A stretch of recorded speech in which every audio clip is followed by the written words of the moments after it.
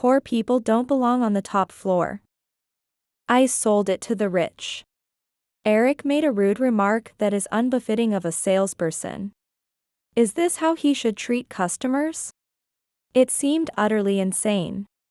If it's a cancellation, it can't be helped. When I said that, Eric looked stunned for a moment, but soon wore a triumphant expression and, sneering, said, "Not bad for a country bumpkin." He won't be laughing for long. I secretly thought to myself, Eric, I'm looking forward to tomorrow. My name is Robert Anderson. I run a construction company and I'm turning 65 this year.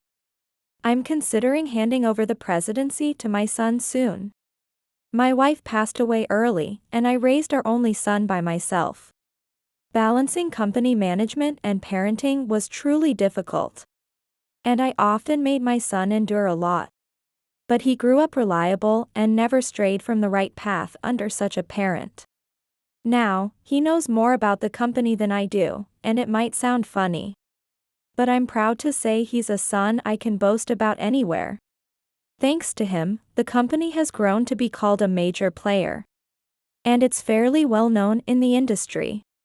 My son, who currently handles our materials division, is ready for a generational change soon.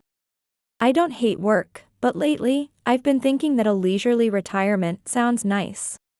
As I was discussing this at a drinking party, James, the president of a real estate company, said, "It would be nice to spend your retirement in a high-rise condo."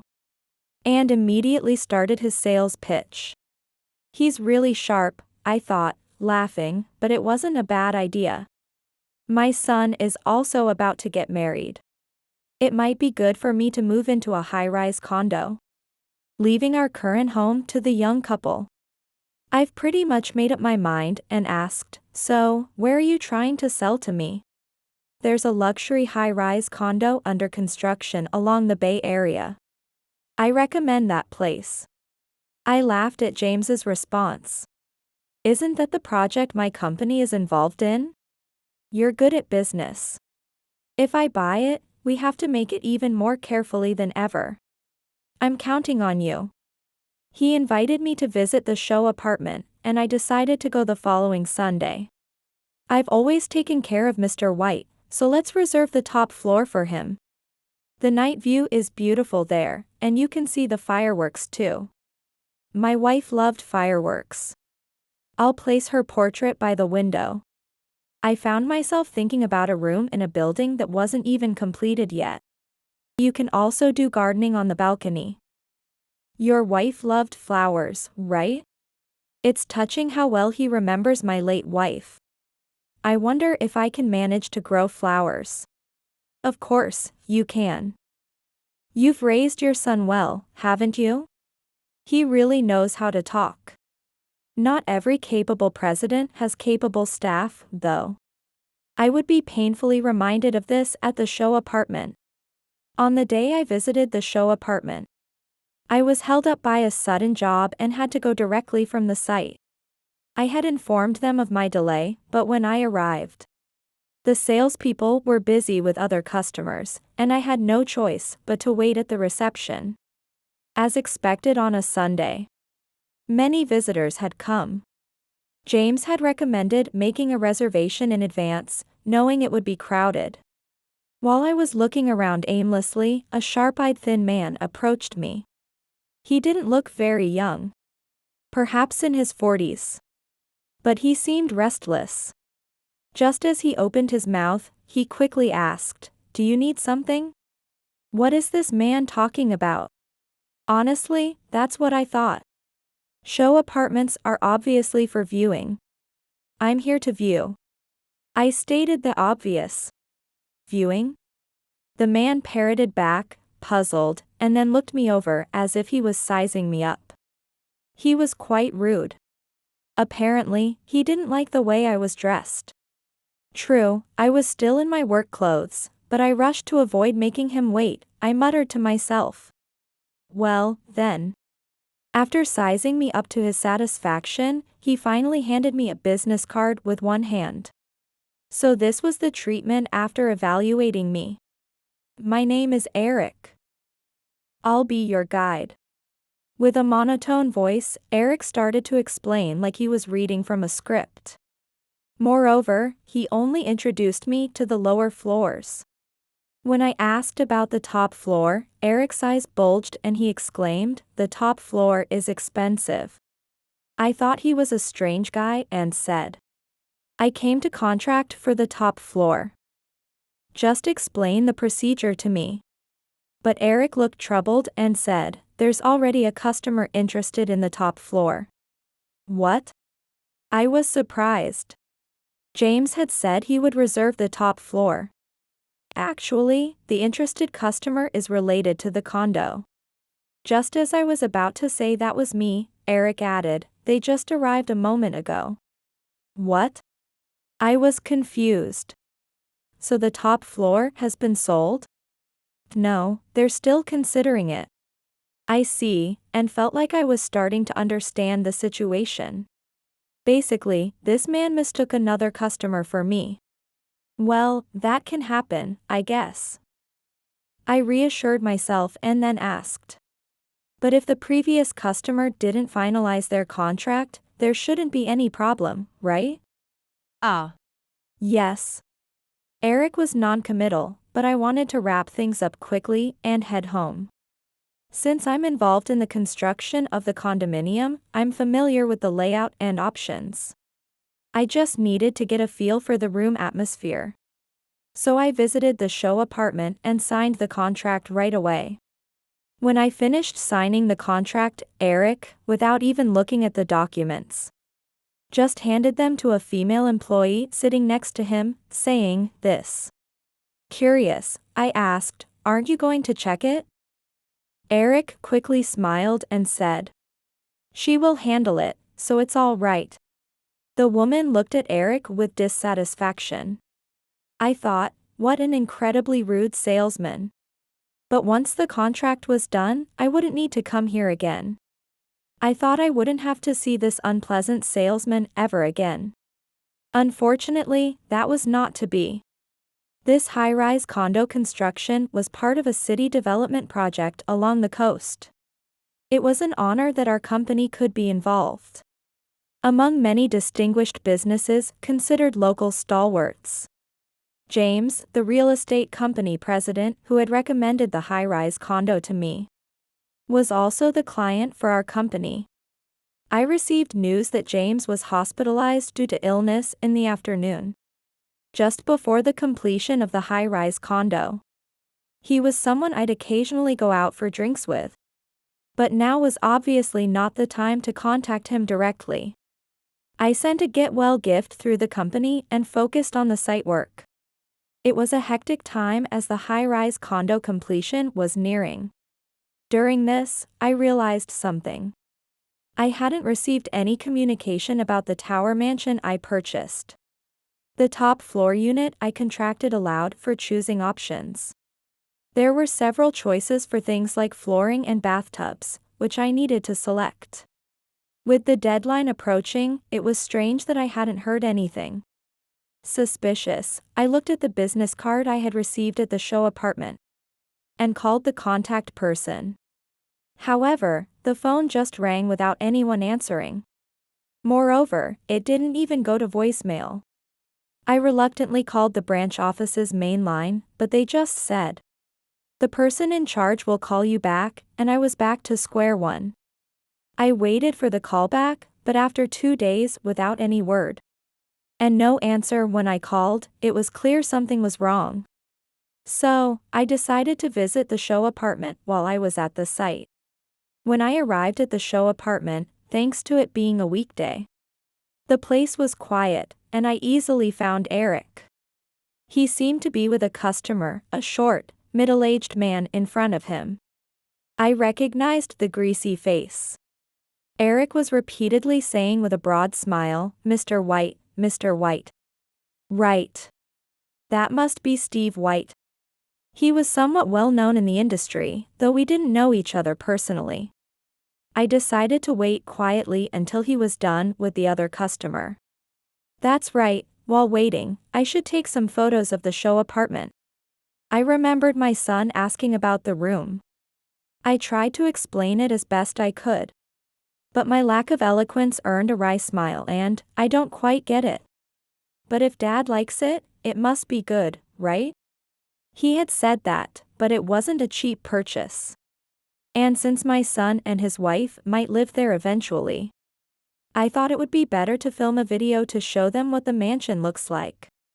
I took out my smartphone and started recording. Fortunately, there weren't many people today, so it wouldn't be a bother. The venue was quiet, with only the faint sound of a salesperson's guidance echoing. After a while, it seemed their conversation had ended, and Eric's cajoling voice approached.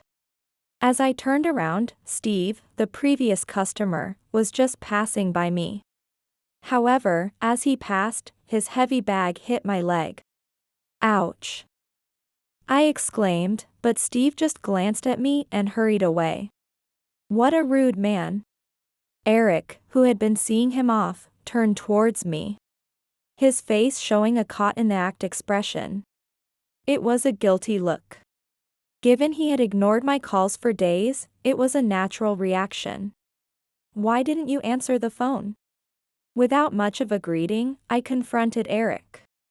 Well, it's just that. The president suddenly fell ill. Things have been delayed. He was sweating and stammered his excuses. I understand the situation, but there's a deadline, right? Yes, we are concerned about that too. Then the least you could do is contact me. Suddenly, Eric bristled and retorted, there's no point in saying that now. His voice echoed across the quiet show apartment.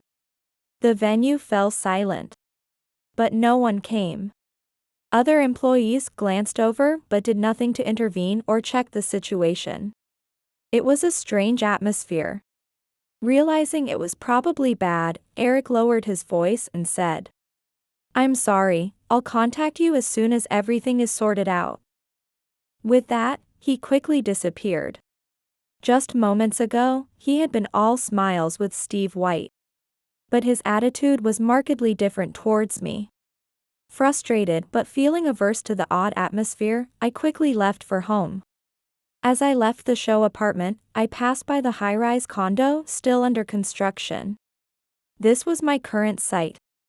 I looked up at the tower rising high into the blue sky. Various signs and sheets around the construction site displayed the names of the companies involved. Among them, the White Construction Corporation. On the windswept site sheet stood out the most. The white letters on a navy background seemed to elegantly ripple and swim through the sky. In the end, Eric never contacted me by the deadline. What are they thinking? While I felt angry, I refrained from contacting James. He might have been able to do something if I had told him, but he was hospitalized now. I didn't want to cause him any unnecessary worry. On the day the high-rise condo was finally completed, I was caught up in late work at the site. All the employees had left. And I was standing alone in front of the high-rise condo, when I noticed a figure standing in the darkness. It was Eric, the salesman. Eric. I called out loudly, and he stared at me with a startled expression. What are you doing here? The building is supposed to be completed tomorrow. You haven't contacted me at all. What's happening with the contract? When I pressed him again, Eric just smirked and said, the overreaching Mr. Anderson. What? I was at a loss for words due to his incredibly rude tone. Your contract? It's gone. What do you mean? We handle luxury high-rise condo here. And you think we'd let an old man like you on the top floor? That would decrease its investment value. It seemed he no longer felt the need to pretend, as he continued to insult me crudely.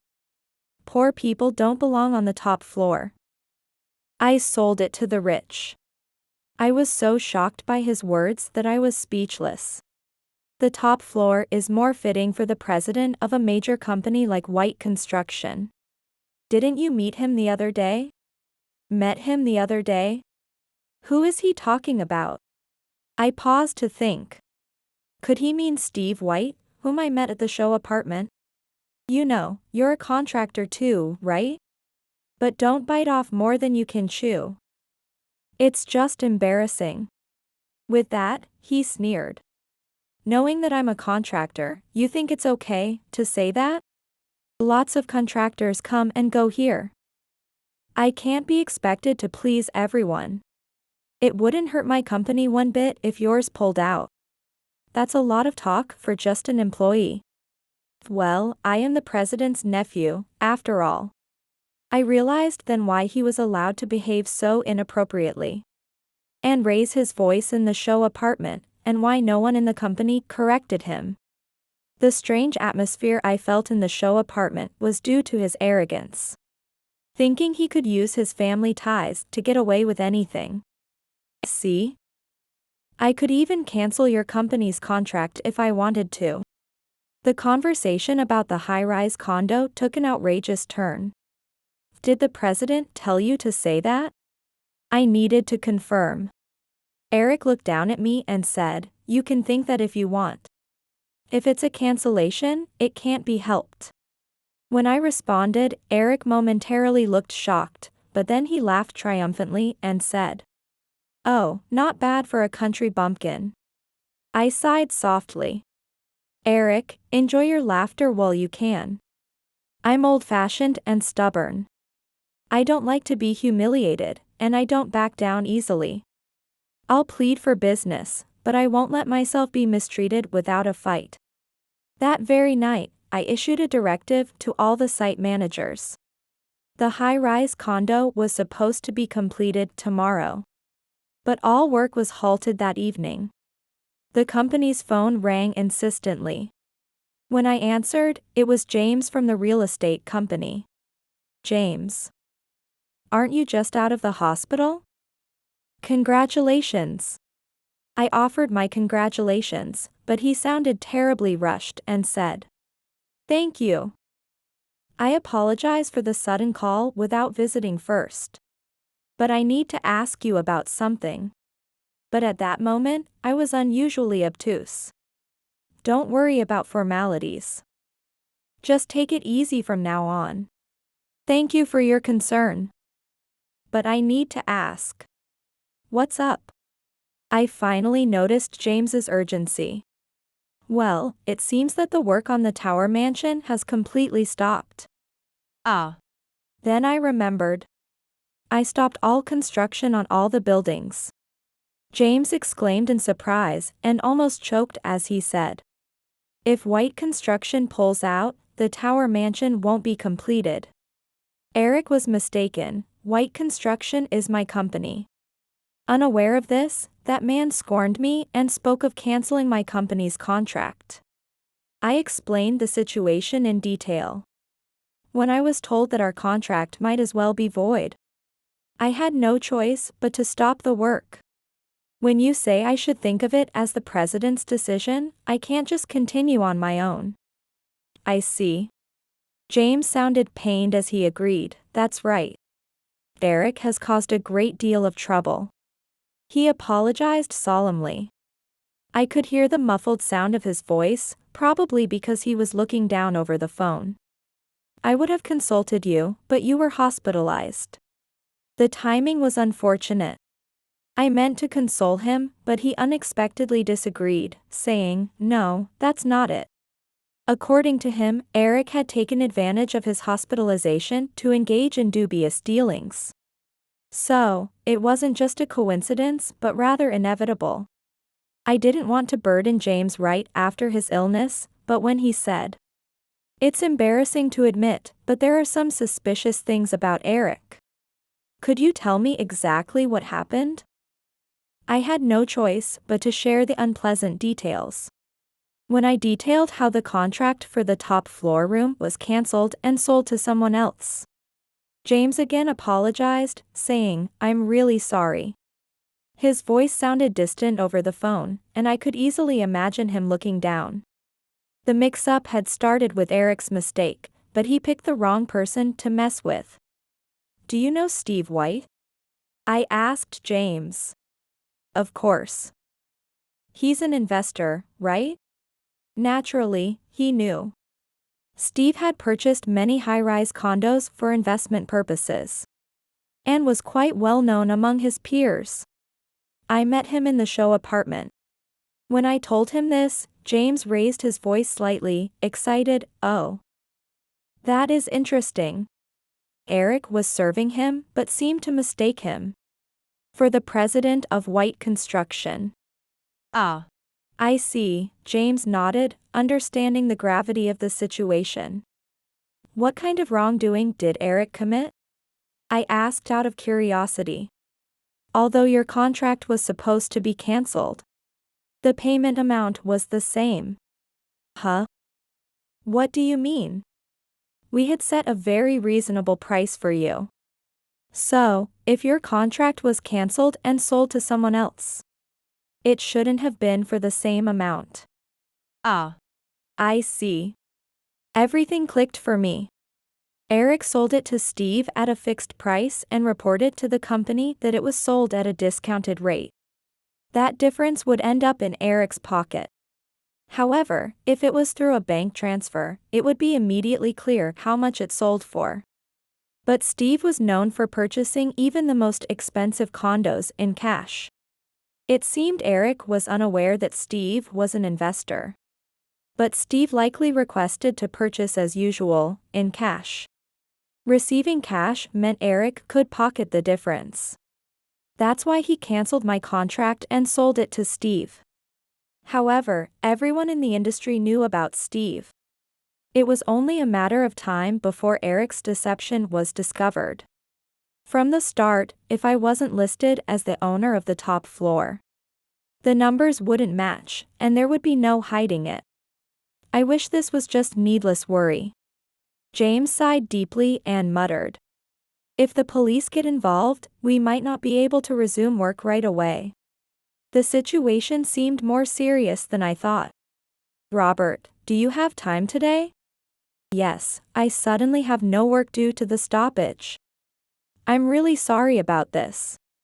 He asked if I could sit in on an interview with Eric because he was going to question him.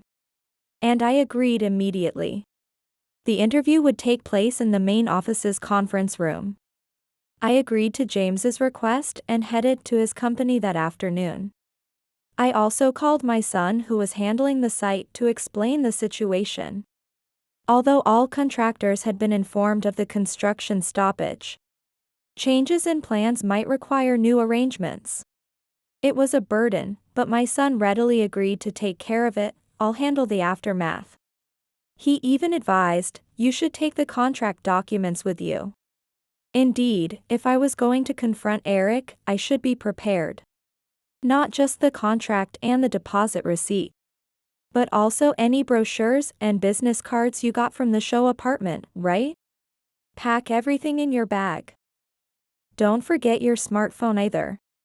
It was as if a parent was reminding a child before a school trip.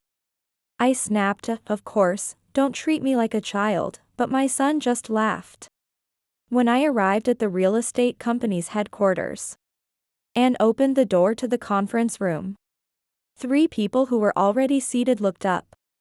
James was sitting at the far end, and Eric was crumpled near the entrance. Between them sat another person I didn't recognize, who was spreading out documents on the table, seemingly explaining something to James. I nodded silently without interrupting and sat in the seat closest to the door. Eric noticed me and momentarily looked startled, then scowled and protested. Why are you here?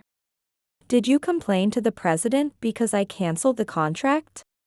He seemed not to understand the situation he was in, thinking I had come to the company to complain about the contract cancellation, and that was why he, the sales agent, had been summoned. It was just after lunch break, so it wouldn't be surprising if Eric hadn't been briefed on the reason for his summoning. Maybe the cancellation process was a bit rough. He continued to defend his actions without yielding. The top floor you bought was supposed to be purchased by the president of White Construction. I couldn't tell you that at the time because it's confidential information. Before Eric could say more, James interrupted. This man is the president of White Construction. Eric exclaimed as if hearing the impossible. What? But I had a contract with Steve White. Haven't you looked at the contract? Suddenly, James slammed the table and raised his voice, something he rarely did. It was written in the occupation field of the contract form. Eric stiffened and looked down in fear, still muttering, but Steve White. White was my wife's name. I explained. There's no rule that a company must be named after the owner's surname. When my wife passed away, I changed the company's name to her name. It was a company we both worked hard to build over many years. Her absence wouldn't change that. So, Steve White is. You work at this company and you didn't even know that. Once again, James thundered. The room fell eerily silent, and then the door creaked open once more. Another key player made their entrance. Exactly what kind of gathering is this today? Said the man who walked in, looking perplexed. It was a short middle-aged man, Steve White. He confidently made his way in and sat directly across from James. Mr. White. Eric called out, as if seeking help. You weren't the president of White Construction. Caught off guard by such an unexpected question, Steve was momentarily flustered. No, I'm an investor. I thought I was fairly well known in this industry. Steve said this with a look of reluctance. Mr. White. Now it was my turn to call his name. Steve looked my way. You proposed a shady deal to Eric, didn't you? Huh? Steve was speechless, then said. Why would you say such a thing? That's quite rude. Who are you, anyway? I should have introduced myself earlier. I'm Robert Anderson, the president of White Construction. Ah. So you are. It seemed Steve was familiar with my name as well. You might not remember, but I saw you in the show apartment. You two were talking together at that time, weren't you? What are you talking about? He raised his voice sharply, glaring at me as if on guard. It was when you visited the show apartment on a weekday. Not the first time, but at least the second time I saw you there. I recounted the events of that day. I was recording a video in the show apartment at the time, intending to show it to my family later. Unfortunately, your conversation seemed to have been captured on video. You were talking some distance from the reception area, right? Steve's complexion turned pale. The microphones on today's smartphones are quite impressive. The resale of the top floor is settled. Someone will buy it for double the price. Something like that, you were saying. So buy it at the list price. I'll give you the difference, cancel the current contract. Isn't that what you were saying? Eric also happily agreed to cooperate, didn't he? I said this and looked back and forth between the two men. Both were visibly pale. Such eavesdropping. Eric suddenly stood up, raising his voice in accusation. It was as good as admitting to the wrongdoing. Steve thought the same, it seemed, as he abruptly turned to dash out. Not so fast. I threw my bag, packed with documents, hitting Steve's legs with all my might. It was payback for being bumped into at the show apartment. The bag hit its mark, and Steve tumbled onto the conference room floor. Despite his attempt to escape, his desperation was intense. Crawling on the floor with the speed of a cockroach, lunging for the doorknob. But there was no escape. Police officers were already waiting just outside the door. To move. Despite better judgment, Steve attempted to strike at an officer, which led to him being quickly subdued. Surprised by the rapid response of the police, I looked at James. You were quite prepared, weren't you? This is just a coincidence. James chuckled and made his explanation, which seemed half-hearted. Finally, it appeared Eric grasped the severity of the situation. Springing up like a jack-in-the-box to prostrate before the president, crying out, "Please forgive me." His body trembled slightly. But James's expression was like one who had bitten into a sour grape as he coldly stated, "You're apologizing to the wrong person." This time, Eric was quick to understand. He turned toward me and probably tried to apologize, but by then, his voice was choked with tears, making it unclear what he was saying. Regardless, at this point, there was nothing left to forgive. The situation had escalated beyond personal amends. Regardless of what I thought, Eric had to face legal consequences. However, what I don't understand is why he sold it to you at a discounted rate. James muttered this thought. Huh? What do you mean? I asked, not understanding. If Eric thought Steve White was the president of White Construction, he should have sold it to you at the list price. Ah. I see. Indeed, James was right. He had set a discounted price for the president of White Construction. If Eric hadn't mistaken me for the president of White Construction, there would be no reason to offer me a discount. That was because. From the floor, Eric's feeble voice sounded. I accidentally conveyed the price I offered to Mr. White to you as well. James's face grew even more stern. It was a rookie mistake. But it was precisely because of that error that Eric became actively involved in the illicit transaction. In other words, he mistakenly believed he had sold to me at the wrong price, thus becoming desperate to cancel the contract. If he sold it to Steve, the deal as ordered by the president would be concluded, and his mistake of selling it cheaply to someone else would be rectified. Moreover, being told by the other party to buy at the list price, and even being offered the difference as his share, probably made his greed reach a breaking point. Thanks to Eric's mistake with the amount, James learned about this fraud early on. In the end, it was Eric's own doing.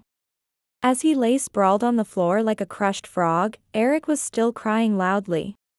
It wasn't long before the police arrived, lifted him by the arms, and encouraged him to stand up. Perhaps having witnessed the courage of the police officers who subdued Steve, Eric seemed to have no energy left to resist. He continued to make frog-like noises, but was led away without protest. In fact, I hadn't even realized that their conversation had been recorded on my smartphone. It was my son who noticed it. He found my clumsy show apartment reporting amusing and, listening with headphones at a higher volume, heard their disturbing conversation. Before I headed to the headquarters, he advised me to let James listen to the audio from my smartphone. I had informed James about it over the phone in advance, but I never expected it to lead to police involvement. The efficiency of their response truly surprised me. I later learned that the high-rise condo, still under construction, had already been a topic of interest among investors. It was widely believed that reselling it could yield profits in the hundreds of millions. Particularly, it attracted significant attention from foreign investors, and prices skyrocketed, especially for the top floor. This was why Steve desperately wanted it. He had a prospect of selling it at the listed price, so he approached Eric to buy it at that price. Even if he bought it at list price, he could resell it for double. So giving Eric a cut from the difference didn't bother him much, preferring to avoid the complications of a deal with me. He roped Eric in to cancel my contract. That's the crux of the matter. One might wonder why they would discuss such a thing there. But the logic of bad guys is hard to grasp. Perhaps they thought they wouldn't be suspected. Being linked to a city development project, the incident was widely reported on TV. Both men are rumored to be facing real prison time. According to the news, Steve had been under police surveillance for some time, which explains the quick police response. James keeps apologizing every time we meet, saying, "I got you involved just because I recommended it," and I always comfort him by saying, "It wasn't so bad to dream of being a high-rise condo owner for a while." Of course, it's not a lie. The view of the fireworks from a high-rise would have been spectacular. And growing flowers on the balcony wouldn't have been bad either. But now that the dream has been tainted, such feelings have faded. The high-rise condo construction will probably resume. But I won't be buying the top floor anymore. The blueprint for my retirement has been erased. Wondering what to do with the house, I mused, and my son nonchalantly replied, "Why not live together? Maybe there really is no rush." Soon after, my son married his longtime girlfriend in a very grand ceremony. I was moved just by that.